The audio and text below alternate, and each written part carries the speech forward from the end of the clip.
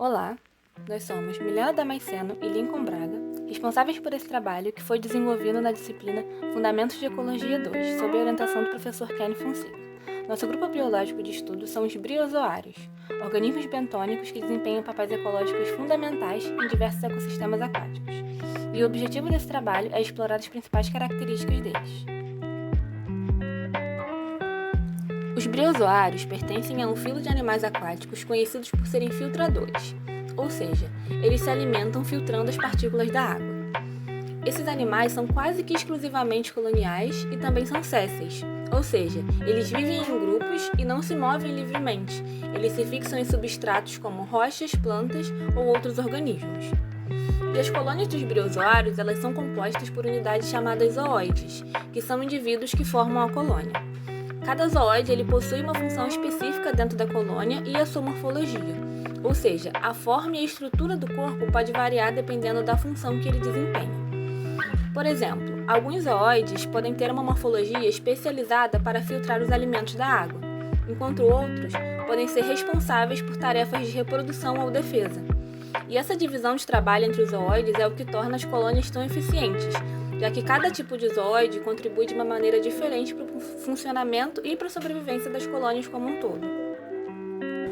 O nome do filo Briozoa vem do grego, com a junção de brion, que significa musgo, e zoo, que significa animal.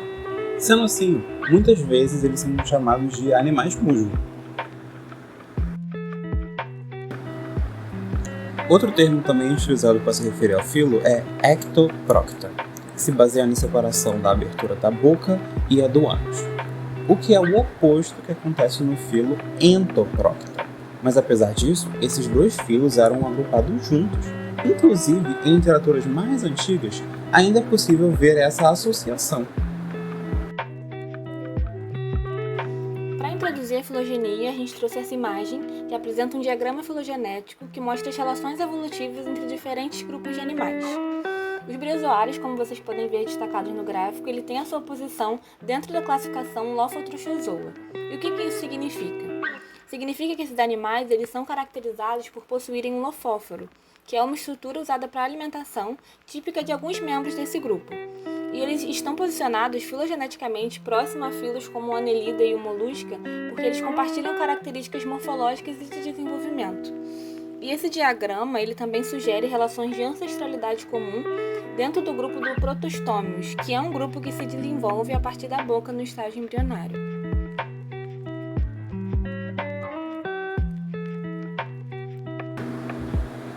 O filo pode ser dividido em 3 classes: Stenolemata, Gymnolemata e Phylactolemata. Esta última sendo encontrada apenas em corpos de água doce. Sendo assim, nos focaremos nas duas outras que são majoritariamente marinhas. A classe Stenolemata é exclusivamente marinha e possui um exoesqueleto calcificado e zooides com formato tubular.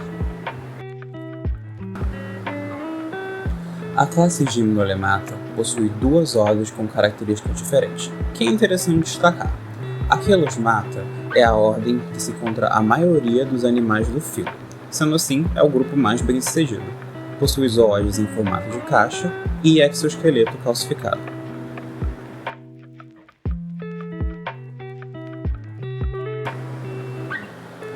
E a Ctenostomata, que é majoritariamente marinha, com exoesqueleto não calcificado, o que inclusive dificulta com que eles deixem fósseis. Além disso, eles possuem zooides em formato sacular. A reprodução dos briozoários pode acontecer de 2 formas: a reprodução sexuada e a assexuada.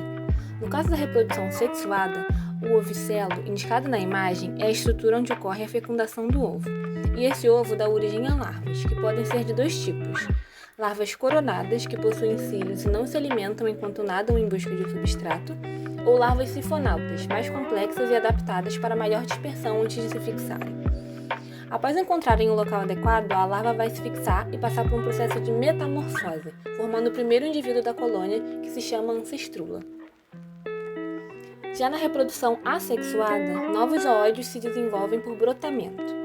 Esse crescimento, chamado de estrogenia, envolve a expansão da epiderme e do celoma, formando novas estruturas funcionais como o lofóforo, que também é indicado na imagem, que é usado para a filtração, e conexões entre os zooides, que sustentam o crescimento da colônia. A imagem ilustra os elementos anatômicos essenciais, por exemplo, o ovicelo, que é responsável pela reprodução, o lofóforo usado na alimentação, e a boca e o ânus, que complementam o sistema digestivo, e outras estruturas que são fundamentais para o funcionamento e para a expansão dessa colônia. As colônias de briozoário têm um crescimento rápido e podem cobrir grandes áreas de substrato. E esse crescimento desempenha um papel ecológico importante, pois, como já foi dito, os briozoários atuam como filtradores, contribuindo para a manutenção da qualidade da água. E a forma que essas colônias populam depende de diversos fatores, como, por exemplo, do modo como o zooide se reproduz ou se organiza, ou do tipo de material que eles produzem para construir suas estruturas, como os esqueletos externos. Isso também influencia na forma da colônia, assim como esse material vai se espalhar. E outro fator essencial é o suporte fornecido pelo lugar onde aquela colônia está crescendo, se é uma superfície sólida ou se é em cima de outro organismo. Isso ajuda a moldar o crescimento e o formato da colônia. No slide a gente pode observar esse diagrama que representa a comunidade de organismos que habitam os fundos rochosos e a gente consegue ver que posição essas colônias de briozoários ocupam. Agora, nós vamos falar um pouco sobre as fontes de sustentação esquelética dos briozoários, e nós trouxemos aqui 4 exemplos visuais de como elas aparentam. Os briozoários eles têm 3 maneiras principais de sustentar suas colônias. A primeira delas é através de um fluido interno chamado fluido celômico, que mantém os zooides rígidos por pressão. Um exemplo disso é a matia, que é a nossa número 1, que ela possui uma pressão interna equivalente a 2 vezes a pressão do ar ao nível do mar. A segunda maneira de formação é a formação de esqueletos de calcário, que é comum na maioria dos briozoários, nosso exemplo número 2. E a terceira forma de sustentação é a produção de um material semelhante à gelatina, como o número 3, ou alguma coisa mais elástica, como o número 4. Alguns briozoários, como a mátia, que é o nosso número 1, elas formam colônias chamadas estoloníferas. Isso significa que as suas colônias crescem a partir de ramificações que parecem fios ou raízes, e elas podem ficar deitadas ou erguidas, parecendo estruturas de outros organismos marinhos, como as colônias de hidras, por exemplo. Por outro lado, a maioria dos briozoários marinhos não forma essas ramificações. Em vez disso, os seus zooides eles crescem grudados uns nos outros, formando colônias mais compactas. E nessas colônias, a parte de baixo, que se chama superfície dorsal, fica presa ao substrato, enquanto a parte de cima, que é chamada de superfície ventral ou frontal, fica exposta à água ao redor. As colônias que não têm essas ramificações podem crescer de formas bem diferentes e formam colônias que parecem com pequenas plantas marinhas, como a grama do mar, por exemplo.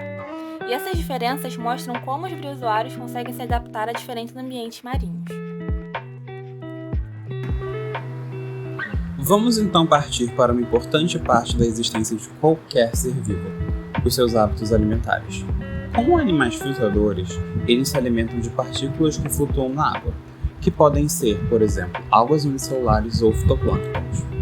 Existe um zooide específico que possui o papel da alimentação, o altozoide, que para captar melhor os nutrientes pode utilizar o lofóforo, que é a coroa de tentáculos que fica em volta da boca, e depois disso, o nutriente passa pela faringe, esôfago e pela moela.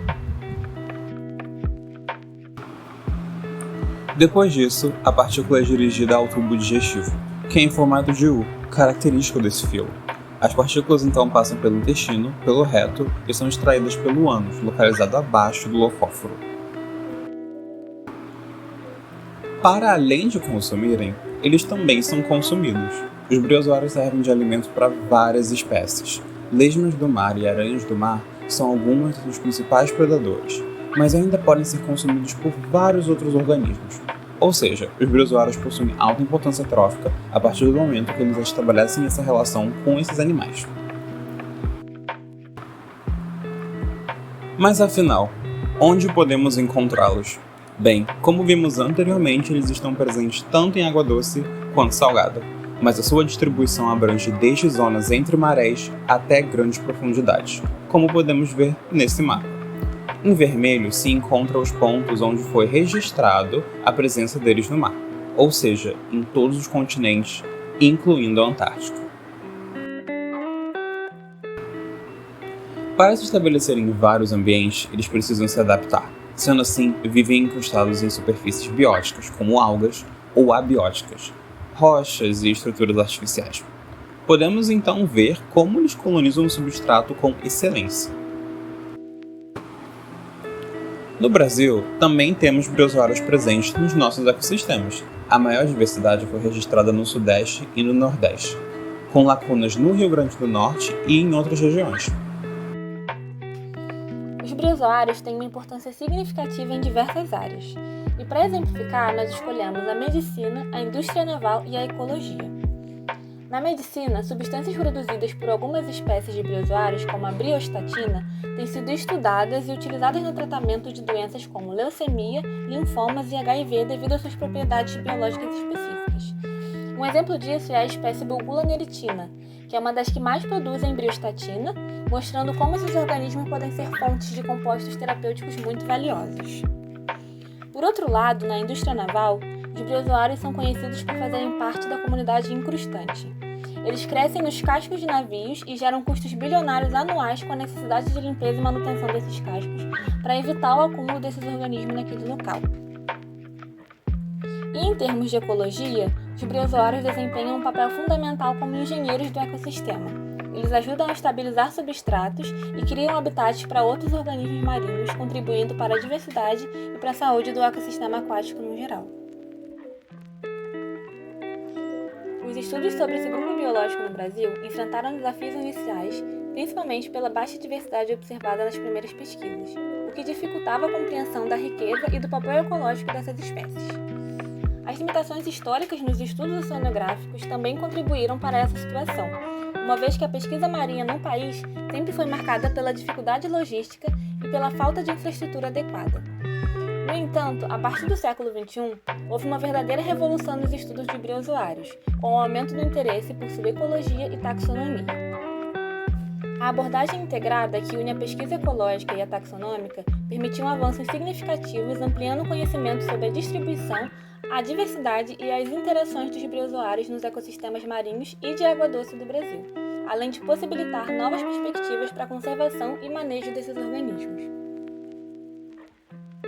Falando um pouco sobre o papel dos briozoários no ciclo do carbono, que é um tópico bem recorrente nas nossas aulas, eles contribuem para a fixação do carbono ao formar exoesqueletos calcários compostos por carbonato de cálcio, retirando o carbono inorgânico dissolvido da coluna d'água. Como eles são organismos bentônicos, eles oferecem substrato para outras formas de vida e ajudam a estabilizar o fundo marinho. As suas colônias criam microhabitats que aumentam a diversidade local e promovem a reciclagem de nutrientes. E após a morte, os esqueletos calcários dos briozoários se acumulam no fundo marinho, contribuindo para a formação de sedimentos carbonáticos, que servem como reservatórios de longo prazo no ciclo do carbono. Como podemos perceber, esses animais são ótimos em se incrustar em diferentes corpos. Afinal, os briozoários são animais sésseis. Porém, isso não significa que eles não possam explorar o mar de outra forma.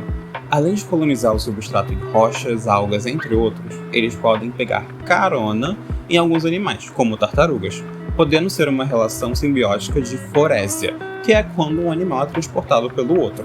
Também podem incrustar em gastrópodes e até mesmo serpentes marinhas, apesar de ser algo um pouco acidental. As principais referências utilizadas nesse trabalho foram extraídas do livro Introdução às Ciências do Mar, e todas as imagens dos briozoários que ilustram o conteúdo foram retiradas do banco de imagem Biodiversity for All, que convido todos a visitarem. É um site encantador com uma vasta coleção de imagens sobre a biodiversidade. E as outras referências utilizadas na construção do trabalho estão descritas na próxima seção de referências.